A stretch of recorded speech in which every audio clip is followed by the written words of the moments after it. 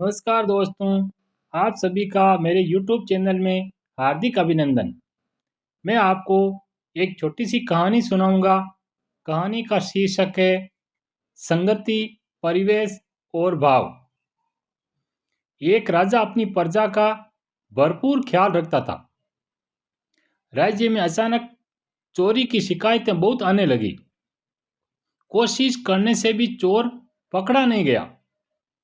हारकर राजा ने ढिंढोरा पिटवा दिया कि जो चोरी करते पकड़ा जाएगा उसे मृत्युदंड दिया जाएगा।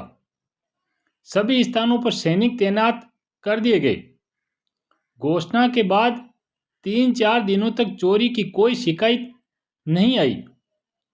उस राज्य में एक चोर था जिसे चोरी के सिवा कोई काम आता ही नहीं था।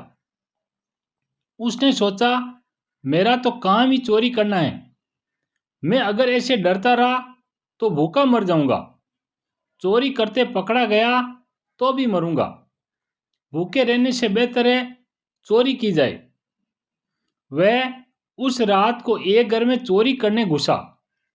घर के लोग जाग गए। शोर मचाने लगे तो चोर भागा। पहरे पर तैनात सैनिकों ने उसका पीछा किया।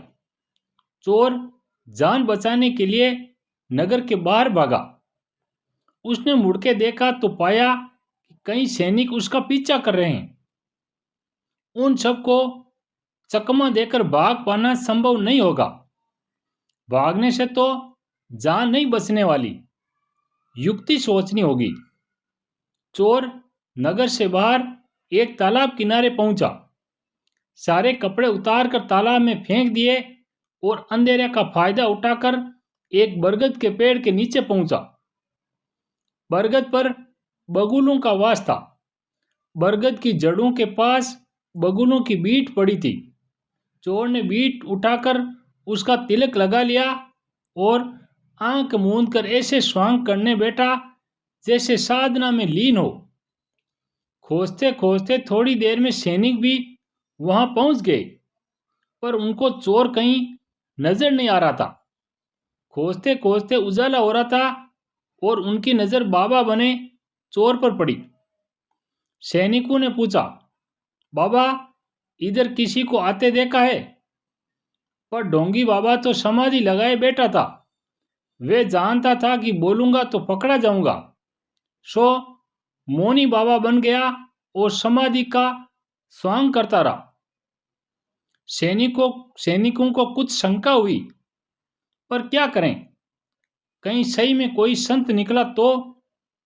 आखिरकार उन्होंने छुपकर उस पर नजर रखना जारी रखा। यह बात चोर भांप गया। जान बचाने के लिए वह भी चुपचाप बैठा रहा। 1 दिन, 2 दिन, 3 दिन बीत गए।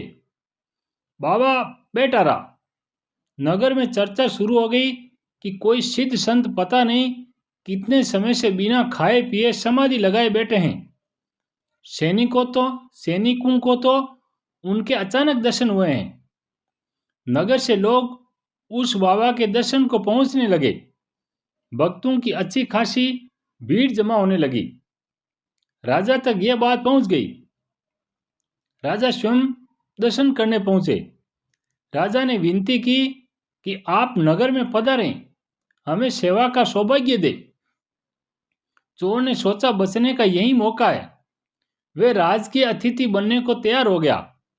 सब लोग जय घोष करते हुए नगर में ले जाकर उसकी सेवा सत्कार करने लगे। लोगों का प्रेम और श्रद्धा भाव देखकर ढोंगी का मन परिवर्तित हुआ। उसे आभास हुआ कि यदि नकली में इतना मान सम्मान है तो सही में संत होने पर कितना सम्मान होगा। उसका मन पूरी तरह परिवर्तित हो गया और चोरी त्याग कर सन्यासी हो गया। शिक्षा, संगति, परिवेश और भाव इंसान में अभूतपूर्व बदलाव ला सकता है। रत्नाकर डाकू को गुरु मिल गए तो प्रेरणा मिली और वे आदि कवि हो गए। असंत भी संत बन सकता है यदि उसे राह दिखाने वाला मिल जाए। अपनी संगति को शुद्ध रखिए, विकारों का स्वतः पलायन आरंभ हो जाएगा।